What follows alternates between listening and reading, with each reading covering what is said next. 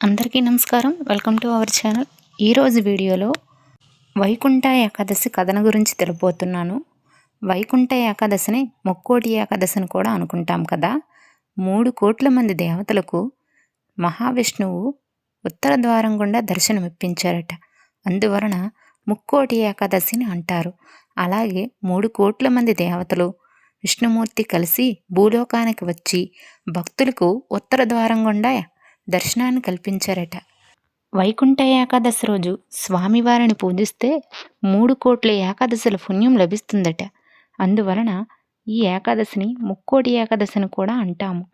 అలాగే ముక్కోటి ఏకాదశి రోజు రాక్షసుల బారి నుంచి 3 కోట్ల మంది దేవతలను కాపాడారట. అందుకు కూడా ముక్కోటి ఏకాదశిని కూడా అంటారు. మొరాసురుడు అనే రాక్షసులను ఇదే రోజు సంహరించారట. అందువలన ఈరోజు అన్నం తినకూడదు అంటారు. అసలు ఆ రాక్షసుని సంహరించడానికి అన్నానికి ఏంటి సంబంధం అనుకుంటే, ఈ మొరాసురుడు అనే రాక్షసుడు అన్నంలో ఉంటారట. అంటే అతని స్థావరం అన్నం. అతన్ని సంహరించాం కనుక ఆ రోజు అన్నాన్ని ముట్టుకోకూడదు, అన్నాన్ని తినకూడదు అని చెప్తారు. నిజం చెప్పాలంటే వండిన పదార్థాలు ఏవి తినకుండా ఉపవాసాన్ని ఆచరించవచ్చట. అంటే పాలు, పండ్లు, ఏవైనా జ్యూసులు లాంటివి తీసుకొని ఉపవాసాన్ని ఆచరించవచ్చు. అందరూ ఆరోగ్యం ఒకేలా ఉండదు కనుక ఇలాంటివి తీసుకొని ఉపవాసం చేయవచ్చు. అలాగే వైకుంఠ ఏకాదశి రోజు జాగరణ కూడా ముఖ్యమే. చాలా వరకు జాగరణ చేస్తారు. జాగరణ అంటే తెల్లవారి వరకు జాగరణ ఉండి తర్వాత పూజ చేసి ఆ మరుసటి రోజు పగల పడుకోవడం కాదు, పగలంతా కూడా తెలిగిసి ఉండి ఆ రోజు నైట్ పడుకోవడం. అసలు జాగరణ, ఉపవాసం ఏ నైవేద్యం పెట్టాము, అసలు ఎన్ని రకాల పూలు, ఎన్ని రకాల పళ్ళుతో పూజ చేశామని కాకుండా స్వామివారిని భక్తితో పూజించుకుంటే చాలు. ఈరోజు స్వామివారిని వీలు కుదిరితే ఉత్తర ద్వారం గుండా గుడికి వెళ్ళి దర్శించుకుంటే చాలా మంచిదని చెప్తారు. ఈ వైకుంఠ ఏకాదశి రోజే ఆలాహం, అమృతం రెండూ పుట్టాయట.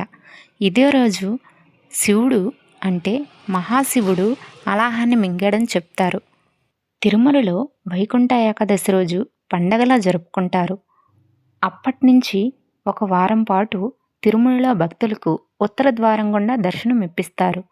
అలాగే ధనుర్మాసంలో ముక్కోటి ఏకాదశి వస్తుంది. ధనుర్మాసంలో గోదాదేవి అమ్మవారు శ్రీ మహావిష్ణువు రూపమైన శ్రీ రంగనాథ స్వామి వారిని 30 రోజులు 30 పాసురాలు పాడి స్వామివారిని దక్కించుకుంటుంది. వాటిని తిరుప్పవై అంటారు. ఈ తిరుప్పవై ప్రతి వైష్ణవ భక్తుల ఇంట్లో ధనుర్మాసంలో సుప్రభాతాల్లా ప్రతిరోజు తెల్లవారుజామున వింటారు. శ్రీ మహావిష్ణువుకి ఎంతో ప్రీతికరమైన మాసం ధనుర్మాసం. అందులో ముఖ్యమైన రోజు వైకుంఠ ఏకాదశి. ఆ శ్రీ మహావిష్ణువు స్వరూపాలైన వైష్ణవ ఆలయంలో కానీ, లేదు అంటే వెంకటేశ్వర స్వామి ఆలయంలో కానీ, లేదంటే కృష్ణుడి ఆలయంలో కానీ, లక్ష్మీ నరసింహస్వామి ఆలయంలో కానీ, ఇలా ఏ స్వామివారినైనా ఉత్తర ద్వారం గుండా దర్శనం చేసుకోవచ్చు.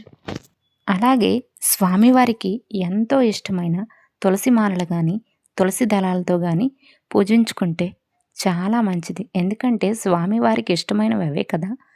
శ్రీ గోదాదేవి అమ్మవారు ఆ మాలలు కట్టి తన మెడలో వేసుకొని తర్వాత స్వామివారికి అర్పించేది కదా. అందువలన తులసి దళాలు మన దగ్గర ఉంటే స్వామివారికి అర్పించుకుంటే చాలా మంచిది. ఈ వైకుంఠ ఏకాదశి నుంచి సూర్యుడు దక్షిణాయనం నుంచి ఉత్తరాయణకు మారుతాడట. దక్షిణాయనం మొత్తం కూడా కీడుకాలం అని చెప్తారు. ఎందుకంటే స్వామివారు ఈ 6 నెలలు కూడా యోగనిద్రలో ఉంటారు. అంటే ఆషాఢం తొలి ఏకాదశి నుంచి వైకుంఠ ఏకాదశి వరకు స్వామివారు యోగనిద్రలో ఉంటారు. అందువలన మనకి కీడుకాలం అంటారు. అందుకే మనం ఆషాఢం నుంచి వైకుంఠ ఏకాదశి వరకు ఎక్కువ పండగలు జరుపుకుంటాము. ప్రతి దేవుడిని పూజిస్తాము.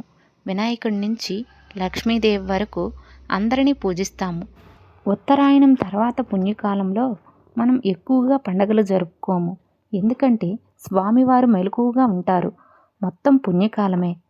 దక్షిణాయనంలో ఎక్కువగా పూజలు జరుపుకుంటాము. ఎక్కువగా మనకు అనారోగ్య సమస్యలు వస్తాయి. అందువలన ఎక్కువగా స్వామివారిని, మిగతా దేవుళ్ళందరినీ పూజించుకుంటూ ఉంటాము.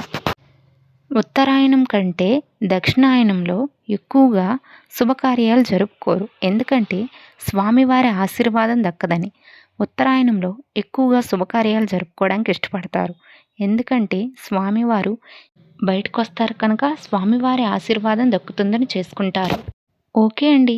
తెలుసుకున్నారు కదా వైకుంఠ ఏకాదశి కథ గురించి. ఈ వీడియో కనుక నచ్చినట్లయితే లైక్ చేసి, మీ బంధువులకి, స్నేహితులకి షేర్ చేసి, మరిన్ని వీడియోల కోసం మన ఛానల్ సబ్స్క్రైబ్ చేసుకోండి. Thank you for watching.